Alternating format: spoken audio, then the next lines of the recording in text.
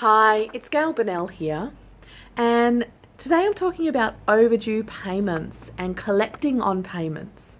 Now, this is a really challenging topic for a lot of people, but I have a little secret in my employment history. I used to be a debt collector. That's right, I used to call people up who hadn't paid their credit card bills and ask them when they were going to pay. Now, that sounds, pretty hardcore, but in reality, as a university job, it was pretty boring. It was very process driven, and I had to make dozens of calls every night to people who really didn't want to talk to me at all and follow a very precise script. Now, I don't recommend having a very precise script in your business for this because it's a very personal thing, and I think as small business owners, we can bring a personalised aspect to things. But at the same time, you do need to have a little bit of a script so that you know what you're going to say and you can feel comfortable saying it, and that you can feel comfortable adhering to your business policies. Now, I'm going to share a few things that I learned as a debt collector that you can use to help to add to your script to have the conversation with clients who are overdue on their payments.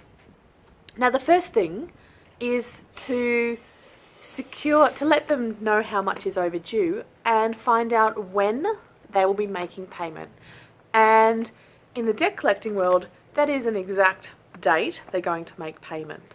What I used to ask people was, okay, so you owe $250. When will you make payment? And most people would say, I don't know, sometime next week. But what we were trying to find out was exactly what day next week. And the reason for this is it starts to build a picture in their head of them paying the money. Now, most people don't have a lot of money in between pay cycles. You get paid and then you spend your money and then you wait till you get paid again. So I'd often find out when people were next going to get paid. And do you think you'd be able to make payment on your next payday?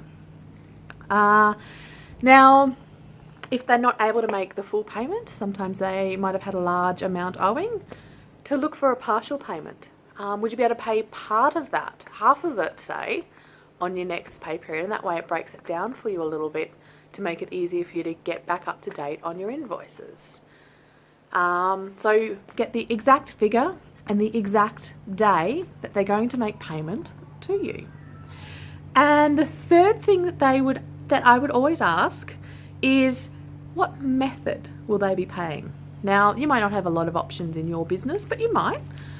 You could accept cash, check, payment by credit card, or direct deposit into your bank account. So how many ways do you allow payment, and find out which way that they will be making the payment to you? And this also helps to build a picture in their mind of them actually physically parting with the money and paying you for the valuable services that you have provided. So there's some really psychological tips in there about making this process easier and more likely for your customer to pay. Now, I'm really curious, have you ever had to collect on a debt from a client? What processes have you used? Are there any tips and tricks that you find work particularly well for your clients to have their arrears paid up and paid totally up?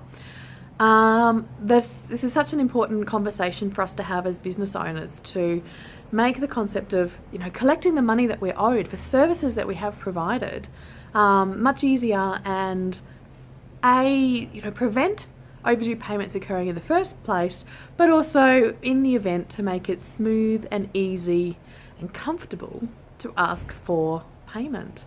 I'd love to hear what's working for you. And I'd love to hear if you've maybe let a bad debt go as well. If you haven't had the courage to have this conversation, or if it hasn't gone to plan, what happened and how did that go? Share it with us so we can all learn as a community how to collect on those overdue payments. And, it's a big source of stress in our lives. Looking forward to hearing from you.